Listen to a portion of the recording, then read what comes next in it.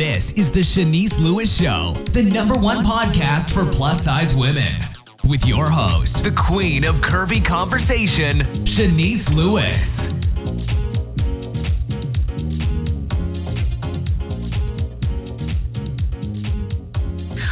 Welcome to the show. I'm your host, Shanice Lewis. Today is Monday, August 7th, 2019.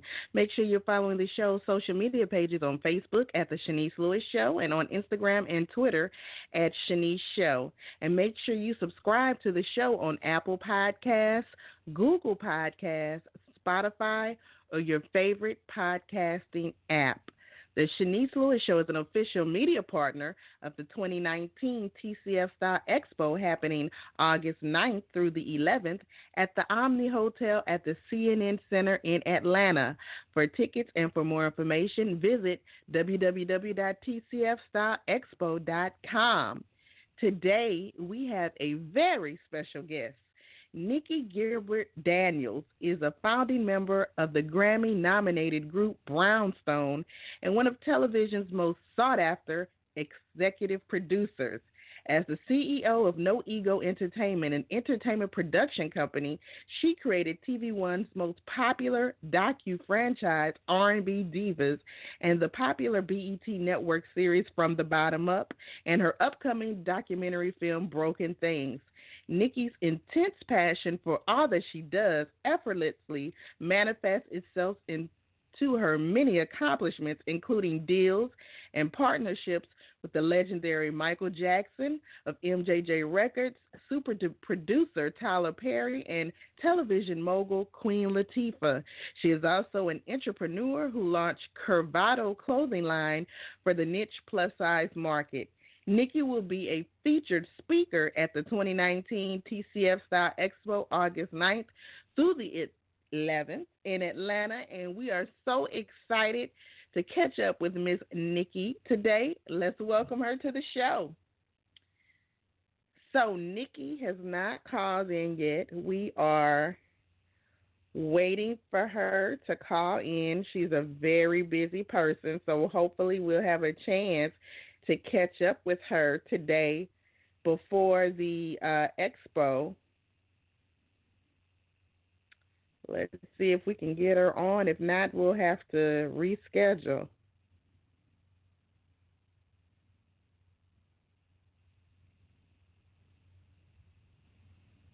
Sending out an email to make sure she didn't forget the time. So while we're waiting to see if she's going to call in, make sure you have your tickets for the TCFStyle Expo happening this weekend in Atlanta, Georgia. There are a lot of celebrity guests that will be there, many of which you've heard on the last few episodes of this podcast. If you have not heard them all, go back and listen to some to see who you have the opportunity to meet this weekend in Atlanta. And actually, I said tickets and more information is at the TCFStyleExpo.com website. But if I'm not mistaken, when I interviewed Marie, she said that everything is going to be on the Curvy Fashionista website. So actually, visit the CurvyFashionista.com for the latest updates on the expo, the updated schedule, and to purchase tickets and any more information about the event. So as I said, we're waiting for Nicci Gilbert-Daniels, who will be there this weekend. She is from the 90s R&B group Brownstone, which I'm pretty sure you're familiar with. They were one of the biggest girl groups in the 90s under Michael Jackson's label, and we're so excited to talk to her. And you might know her from R&B Divas, and here she is. Let's get Miss Nicci on the phone. Hi, Nicci. Hello. Hi, Shanice. How are you? I know you're busy. Thank you so much for taking the time to join us today. Thank you for having me. Can you hear me okay? Yeah, I can hear you great. Okay, great. I'm actually in the studio, so I just wanted to make sure the connection was good. How are you? Thank you for having me. So you're in the studio, and that's where I was going to start with your career in music.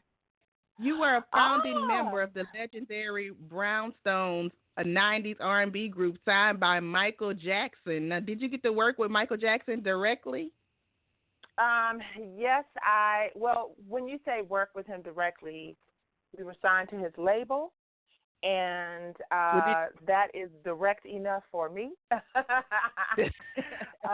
in terms of him actually being in the studio with us and guiding us through the process, one of the things I really appreciated about being signed to MJJ is that we were given the opportunity to have our creative freedom. So you wouldn't have records like If You Love Me or Grapevine and those records that we really wrote from our experiences and from what we knew at 22 and 23 and 24 years old if you hadn't given us that freedom. So the quick answer is no. He wasn't involved in the process hands-on, but he absolutely listened to the records. We got feedback from Jerry Greenberg and John O'Cohan about the songs and whether or not Michael thought that they were suitable for his brand to be attached. So right. In that sense, yes. Yeah. So what obstacles did you face being a full-figure woman in the music industry? Obstacles in the industry as a full-figure woman were plenty. I came up at a time when people like Pebbles and, it was just a space. And when I say came up in, I mean the music that we listened to. A lot of the women, you had Paula Abdul, you were coming out of that whole 80s moment where it was all about fashion and being fabulous. And I didn't necessarily fit that mold coming into it. Even in the early 90s, one of the sort of prerequisites for a superstar was that you had to have this like bomb figure or body. And I'm happy to see now with people like Lizzo and so many other really talented, Sherry Shepherd, who's a comedian, just in every area of entertainment, full-figure women are being more accepted. But back in the 90s, it was a little harder. Not to say that there was like this discrimination, because of course you always have representation from Aretha Franklin and Patti LaBelle and some of those amazing singing divas. But being a young 20-something, it wasn't popular to be overweight at all, or plus size, now, as we like to call it, or curvy. Did you have pressure to lose weight by your management or a record label? Because I looked at your old videos, and it was a video that I wasn't familiar with. You were in a red two-piece, like, pleather outfit, and you were skinny in that outfit. And I was like, I don't remember her like that. Wait, I was in a red leather the red pants, and you had on, like, tennis shoes. It looked like, no, it wasn't a jacket. It was like a crop top and matching pants set. And you all had red. Okay. So you're talking about the Kiss and Tell video. Oh, okay.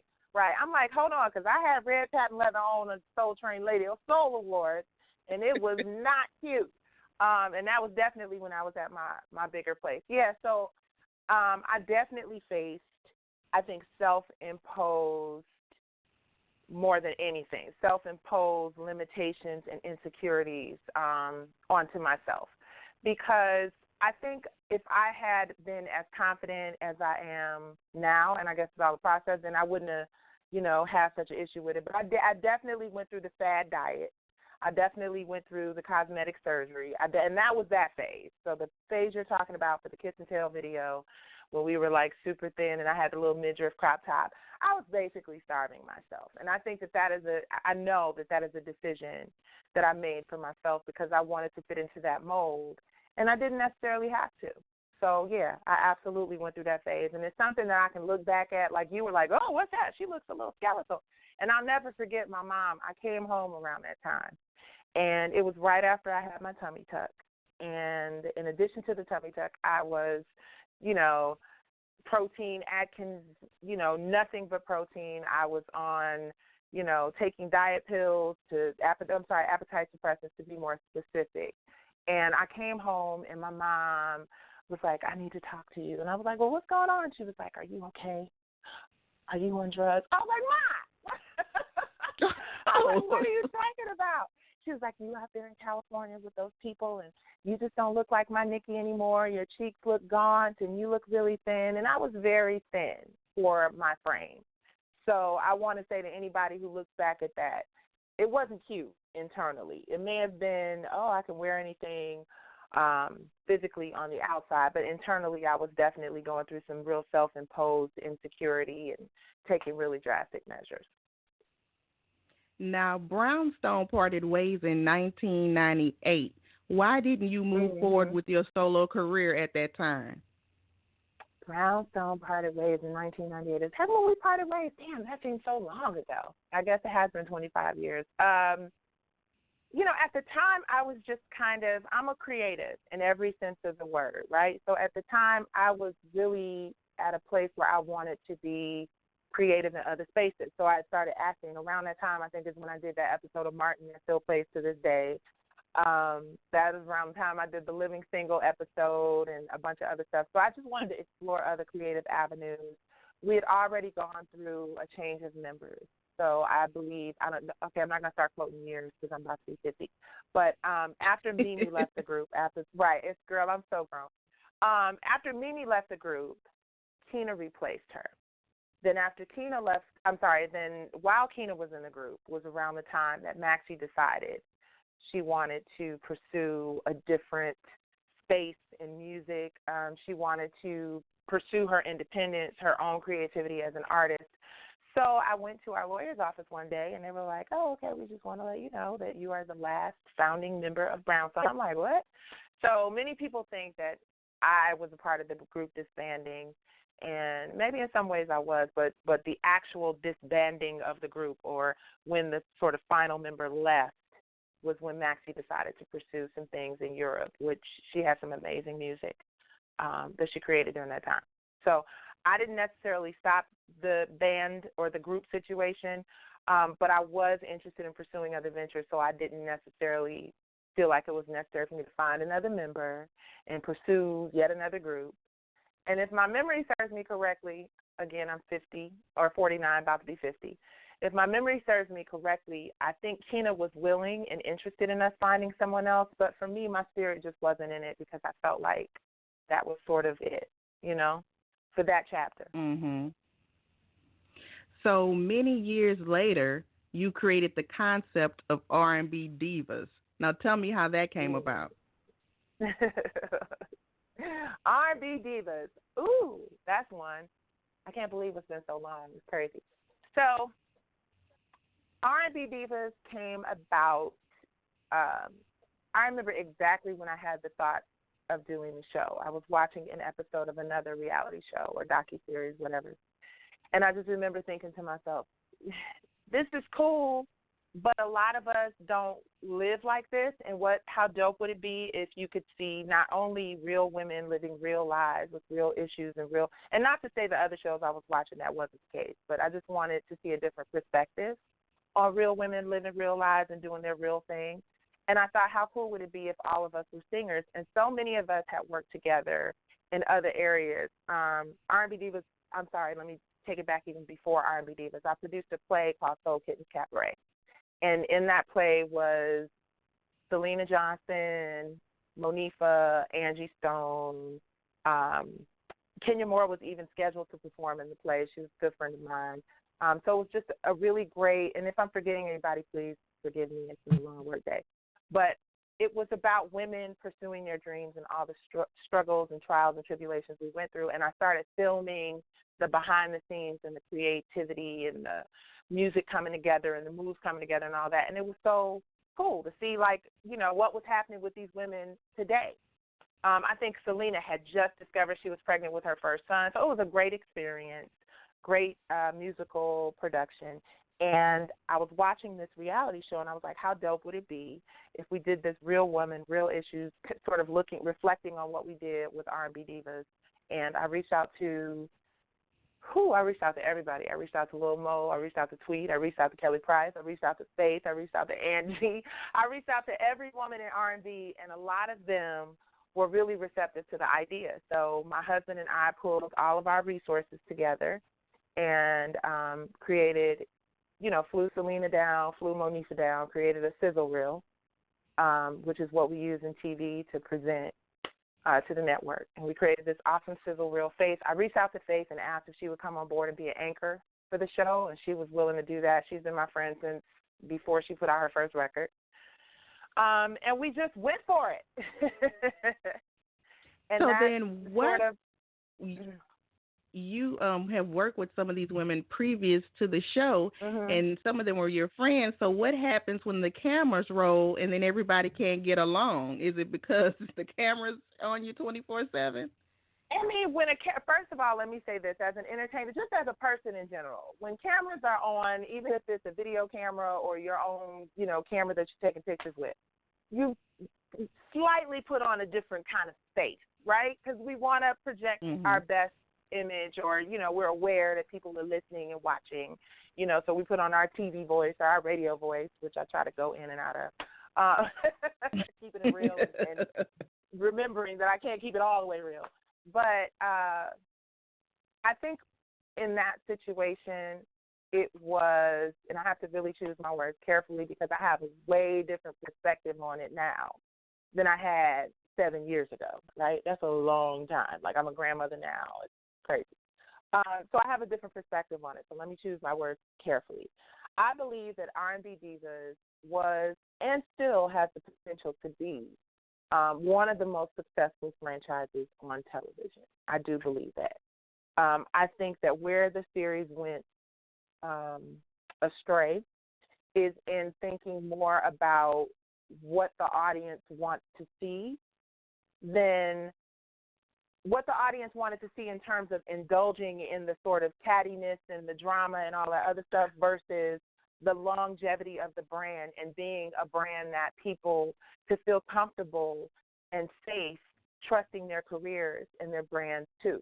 You know what I mean? So, like, on the one hand, it's like we know that we could go eat pizza and hot wings and it's good, and we know we shouldn't be doing this shit. But, this stuff. Sorry. But we know we shouldn't be doing this, but we do it anyway because it's good for the moment. But we know long term it isn't working. And that's how I thought of the R&B Divas franchise. I think that at the time, the producers, even some of the talent, was like, let's just get these ratings. Let's just give people what they want. Let's just, keep people in the moment, and didn't really think about the long-term effects of some of those choices. And I think now that we've all looked back at it and have a little time to reflect and have perspective, I think that people realize we had a wonderful thing. And the beauty of it is that we've had enough time, I think, to step back and try to do it again the right way. So I could go on and on about what had happened but at the end of the day, it doesn't really matter. And the truth of it, Shanice, is this.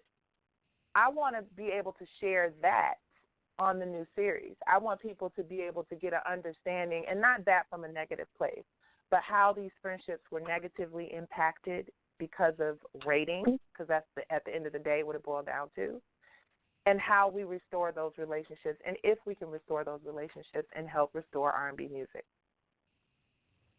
Now, one of the highlights of the show, though, is that you had a platform to introduce some of your other projects, one being your clothing line, Curvato Clothing. So tell us about your clothing line for somebody that didn't know you had a line. Tell us a little bit about it. So, that was one of the things that was probably my proudest and most exciting moment in my career, but also became one of the weakest and most broken moments for me, right? So Curvato is a really touchy subject. Yeah. It's a touchy subject because I believed so much in the brand, and I wanted so desperately for it to soar. You know what I'm saying? And I feel like the series and the depiction on the series and some of the setups on the series really negatively impacted Curvato. But we're here to talk about the positivity. So I launched Curvato because my whole life and my whole career, back to those self-imposed insecurities, I fought with the way I looked. I fought with the fact that I was this big, tall, overweight black woman, and it wasn't so acceptable. So Curvato, for me, was not just about launching a business that I thought would thrive and make people look pretty, but it was also about me sharing a very vulnerable piece of myself with the world and accepting it for myself and letting the world see me go through the process of accepting it in the form of creating this brand that was more than clothes, it's lifestyle. You know what I mean? And we did this big fashion show, and I had such high hopes for it in the second season that I invested a ton of money, just about everything I made, in the next level of Curvato, because we launched it in season 1. We had the fashion show with all these beautiful models, and just the experience of auditioning these women on national TV. I think it was one of the first times on national television where you saw all of these big, voluptuous brown and Latina and white women who were so confident auditioning and walking and sharing, you know what I'm saying, in a beautiful way. And I felt like season 2 was supposed to be the next level of that. And unfortunately for me, it didn't pan out that way, because then it became, let's see how much of a disaster of this we can create. But that disaster was happening real time in my life, because we invested in a studio and we invested in all of these clothes and all of these seamstresses and all of these things. And the picture was painted that it was clothes made in China, and, you know, I was this mean, sort of like cruel, whatever, and it really negatively impacted my spirit, and that in turn negatively impacted the brand and what it was created to be. Well, I'm sorry to hear that. I didn't know that, because, look, if it's cute and if it's in my size, I'm going to buy it. I don't care what happened on TV. You know what? But see, this is where TV and real life sort of meet. So after this amazing fashion show in New York, shout out to Gwen DeVoe and Rhonda Wilkins, Divas Unlimited, all the people who helped put that together. I was in the middle of conversations with, I guess I shouldn't say the brand, but a major brand, like as big as they get, sort of in the plus size space, the company that handles these brands. And there was literally a post that came out the day before my big conversation about me being fired because I was a terror to work with and I was so awful behind the scenes. And I remember the representative who set up the meeting calling me like, there's this article on Radar Online, and it talks about how terrible you are and how awful, and, you know, we're getting a little bit of pushback, but we're going to have the call anyway. And I got on this call with these people, and I felt that they had made the decision that they weren't going to work or move forward with me or the brand. And ultimately that's what it was. You know, in the end of the conversation, they thought they wanted to revisit it, see how things went in the next season of the series, and then we would have a conversation in a year, you know, 9 months to a year to see where that went. So that was real life, like, blow completely for me, because it was the investment that I had made, the blood, the sweat, the tears, now being kicked to the curb for the most part because of an image that wasn't the truth. So it took me a long time to get over that. So you put the clothing line on hold. So are we coming back? Are you rebranding? What's happening now?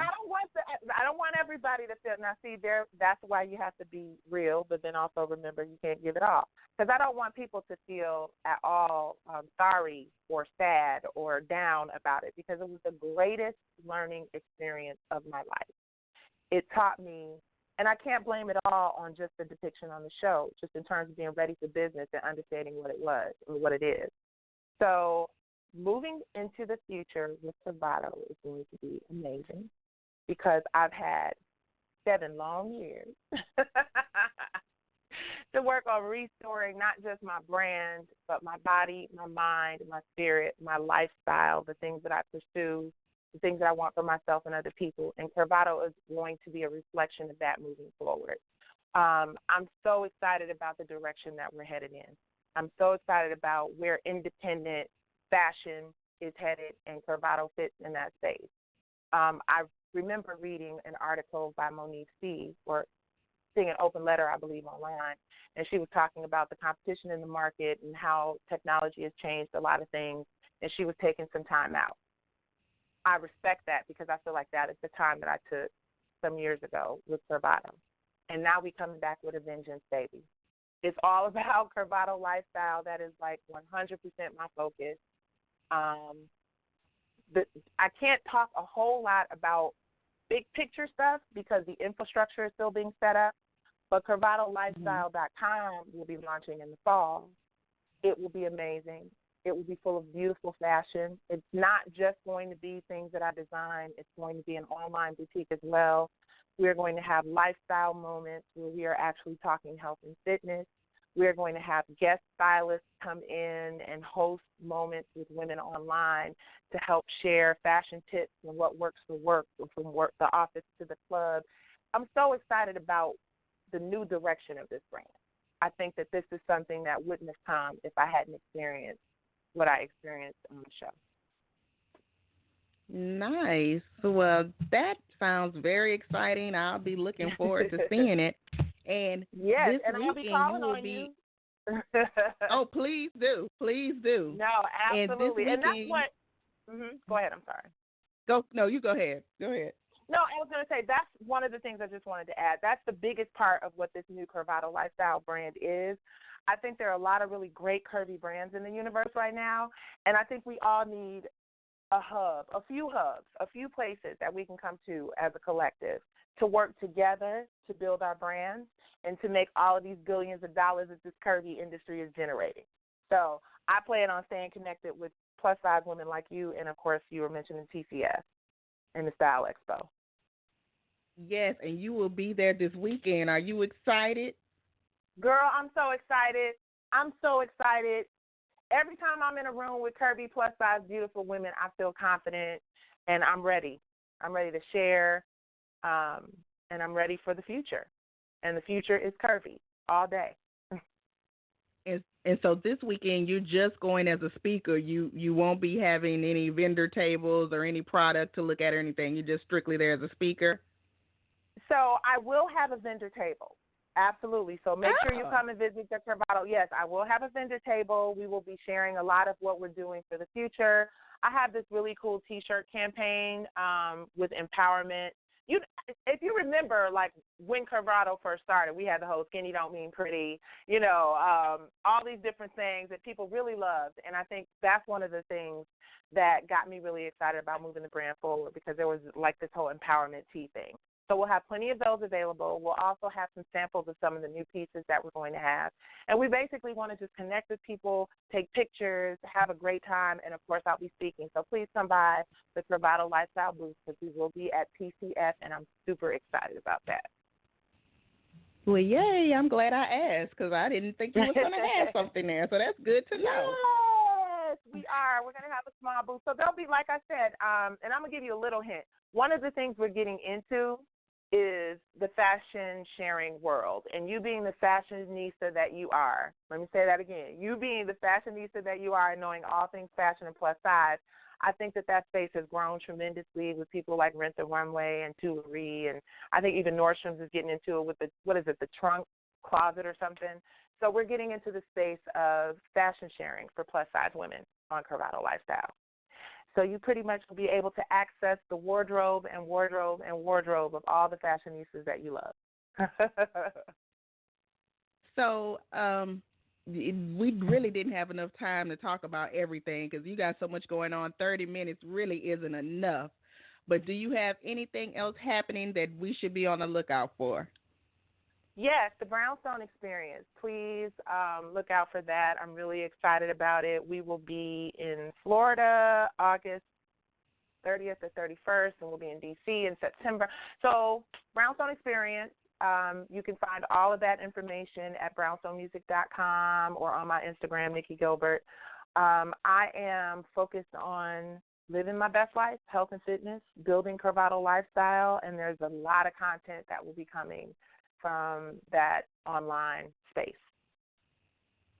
And what you doing in the studio right now? You working on Brownstone stuff or your solo stuff? No, I was going to tell you, I'm actually not in the recording studio. I'm in the Curvato Lifestyle studio. We are building the space out as we speak.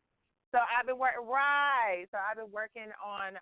It's just a bunch of really amazing things to come with this Curvato Lifestyle thing. It's going to be fashion, music, empowerment, like I said, mind, body, spirit, health, and fitness. That is just what I'm led to, and I'm focused 100% on making it great. Well, thank you so much for being on the show. I know you got a lot going on. Thank you for taking the time out to talk to me. I've been a fan of yours since 1990, and I'm still going to support you, whatever you have going on. Girl, we were only 10 in 1990. What are you talking about? We were children. No, I was in high school, and I was watching you on video. Right. So Girl, I was so grown. Yes. Well, thank you, Shanice. It's wonderful to talk to you. And I will see you this weekend, right? Yeah, I'm the host. Right, but you're going to be busy. So hopefully you'll be unbusy enough to give me a hug. Yeah, so I'll see you this weekend and continue success. Thank you for having me. All right, bye. All right, bye-bye. And that was the fabulous Miss Nicci Gilbert-Daniels. Make sure you check her out this weekend at the TCFStyle Expo.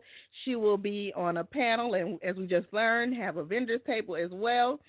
And thank you for tuning in always. I'm your host, Shanice Lewis. Until next time, keep thriving in your curves and be blessed. You've been listening to The Shanice Lewis Show. For more info about the show, visit ShaniceLewisShow.com.